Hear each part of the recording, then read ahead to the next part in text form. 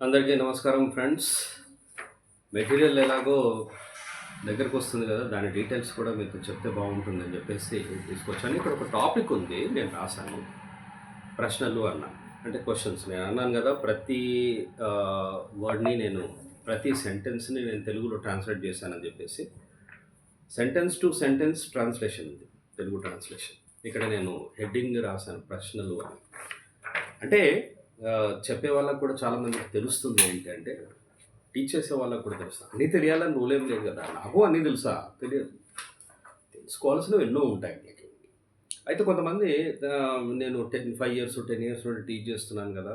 నాకు చాలా తెలుసు అని అనుకుంటారు. కొంతమంది అలా కాదు. యాక్చువల్‌గా నేను ఇప్పుడు నేను రియల్‌గా 28 ఇయర్స్ నుండి నేను కనిపించకపోవచ్చు. కానీ 28 ఇయర్స్ బ్యాక్ నేను స్టార్ట్ చేశాను కెరియర్. సో, ఆ 28 ఇయర్స్ నుండి నేను టీచ్ చేస్తున్నాను కాబట్టి, నా ఎక్స్‌పీరియన్స్ ముందు చాలామంది కొంచెం తక్కువే కదా! ఎక్స్‌పీరియన్స్ అలానే. నాకు తెలియని విషయాలుంటాయి చాలా. ఒక్కొక్కసారి స్టూడెంట్స్ చెప్తేనే మనం తెలుసుకుంటాం. ఫర్ ఇన్‌స్టెన్స్ నేనొక విషయం చెప్తాను. నేను తల మీద నుండి స్నానం చేసేటప్పుడు నేను షాంపూ వాడకపోయేవాడిని. సార్ లేదు సార్ సోప్‌తోనే వాడేవాడిని. నేను రెగ్యులర్‌గా డైలీ హెడ్ బాత్ చేస్తాను. తల మీద నుండి స్నానం చేస్తాను. నేను మామూలుగా సోప్‌తో చేసేవాడిని. అయితే నాకు ఒక స్టూడెంట్ చెప్పాడనమాట. "సార్ సోప్‌తో చేయొద్దు. మీరు షాంపూతో చేయండి. సోప్‌తో చేస్తే హెయిర్ పాడైపోతది." అది ఇది అని చెప్పాడు. అయితే ఆ అబ్బాయి పేరు మర్చిపోయాను నేను గుర్తులేదు. ఆ అబ్బాయి చెప్పినప్పటి నుండే నేను తల మీద నుండి షాంపూ యూజ్ చేస్తాను. ఇప్పుడు అది డవ్ షాంపూ అవి ఇవి ఉన్నాయి కదా! ఆ షాంపూ యూజ్ చేస్తాను. అంతకుముందు యూజ్ చేయకపోయేవాడిని నేను. మరి అతను స్టూడెంట్ చెప్తేనే కదా విన్నది. అలా మనం ఎన్నో తెలుసుకుంటాం. అలాగే నేను ఈ లిప్ బామ్ అనేది కూడా ఒక దగ్గర దగ్గర ఒక 15 ఇయర్స్ బ్యాక్ ఒక స్టూడెంట్ చెప్పాడు.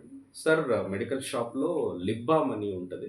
ఆ లిప్ బామ్ యూజ్ చేయండి అని. యాక్చువల్‌గా ఏంటంటే నేను కోకోనట్ ఆయిల్ వాడేవాడిని. కానీ లిప్ బామ్ ఉంటుంది సార్ అందులో. అక్కడ అది తీసుకోండి అన్నారు. సరే అప్పటి నుండి అది వాడుతున్నా. సో స్టూడెంట్స్ చెప్తే కూడా మనకు ఒక్కొక్కసారి తెలుస్తుంది. ఈ క్వెషన్స్ అనే టాపిక్ ఉంది చూడండి. ఇందులో ఎన్ని క్వెషన్స్ ఉన్నాయంటే చాలా క్వెషన్స్ ఉన్నాయి. మనకు యాక్చువల్‌గా మనం నేర్చుకునేటప్పుడు సెంటెన్స్ ఫార్మేషన్ అన్నాను కదా! సెంటెన్స్ ఫార్మేషన్ మనం నేర్చుకునేది 4 సెంటెన్సెస్ నేర్చుకుంటే సరిపోతుంది. 4 సెంటెన్సెస్ ఏంటి అంటే ఒకటి పాజిటివ్ సెంటెన్స్, ఒకటి నెగెటివ్ సెంటెన్స్. ఒకటేమో డబ్ల్యూహెచ్ క్వెషన్, ఒకటి హెల్పింగ్ వర్బ్ క్వెషన్. 2 క్వెషన్స్ ఉంటాయి. 2 ఆన్సర్స్ ఉంటాయి. 2 types of questions, 2 types of answers. అయితే ఇది నేను ఇప్పుడిప్పుడు స్టార్ట్ చేసింది కాదు. నేను బిగినింగ్ నుండి నా కెరియర్ స్టార్టింగ్ నుండి నేను ఇదే విధంగా చెప్తున్నాను. నేను మధ్యలో చేంజ్ అయింది ఎవరో చెప్తే తెలుసుకోవడం కాదు. నేను చెప్తే వేరే వాళ్ళు వాళ్ళ style of way of teaching వాళ్ళు చేంజ్ చేసుకున్నారు గానీ, నేనేం చేంజ్ చేసుకోలేదు. నాకు నేను సెల్ఫ్ టాట్ అనమాట. సెల్ఫ్ డెవలప్‌మెంట్ అనమాట. అయితే ఈ క్వెషన్స్, ఆన్సర్సే ఉంటాయి. వేరేవేవి ఉండవు నిజానికి. అయితే నేను ఇందులో ప్రశ్నలు అనే టాపిక్‌లో నేను రాశాననమాట. హెల్పింగ్ వర్బ్ క్వెషన్స్ రాశాను. డబ్ల్యూహెచ్ క్వెషన్స్ రాశాను. హెల్పింగ్ వర్బ్ క్వెషన్స్ మనం హెల్పింగ్ వర్బ్ క్వెషన్స్ తీసుకొని మళ్ళీ డబ్ల్యూహెచ్ క్వెషన్స్‌ని అడగొచ్చనమాట. ఫర్ ఎగ్జాంపుల్ డబ్ల్యూహెచ్ క్వెషన్‌ని పొలైట్‌గా అడగాలి అంటే మనం దాన్ని ఫార్మల్ క్వెషన్ అంటాం. అంటే దాన్ని స్టేట్మెంట్ అంటాం. We should not put question mark there. When you are asking a question, there should be a question mark to that sentence. But when you are asking a statement that looks like a question, you need not put a question mark there. అది ఇందులో ఉంటుందన్నమాట. కాబట్టి అంటే నేను రాసిన topics ఏంటి ఎక్కువేం రాయలేదు. ఎక్కువ అవసరం ఉండవు మై డియర్ ఫ్రెండ్స్. అవన్నీ ఏం చేస్తామని అవన్నీ గుర్తుండవు. అవన్నీ అవసరం లేదు. సెంటెన్స్ ఫార్మేషన్ ఇప్పుడు నేను కాంపిటీటివ్ ఇంగ్లీష్ గురించి మాట్లాడడం లేదు. నేను స్పోకెన్ ఇంగ్లీష్ గురించి మాట్లాడుతున్నాను. కాబట్టి ఈ సెంటెన్సెస్‌ని మీరు ప్రాక్టీస్ చేయించారనుకోండి, స్టూడెంట్స్‌కి రియల్‌గా హెల్ప్ అవుతుంది.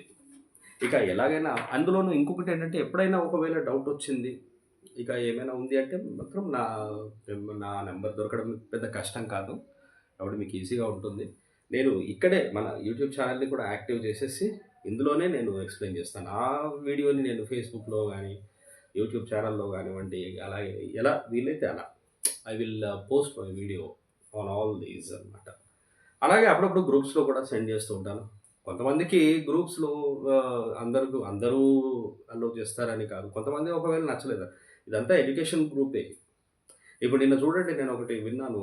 వెంకట్ మాట్లాడుతున్నాడు అది పిలిపించుకొని డబ్బులిచ్చేట్టు ఉంటేనే పిలవండి అన్నాడు. చాలా మంచి విషయం అది. నేను ఫేస్ చేశాను అలాంటివి. అయితే ఈ చిన్న లెవెల్‌కెళ్ళేసి వాళ్ళతో ఆర్గ్యూ చేయడం అనేది చెయ్యం. అది అంత అవసరం ఉండదు మనకు. అది ఎవరిది వాళ్ళు అర్థం చేసుకోవాలి.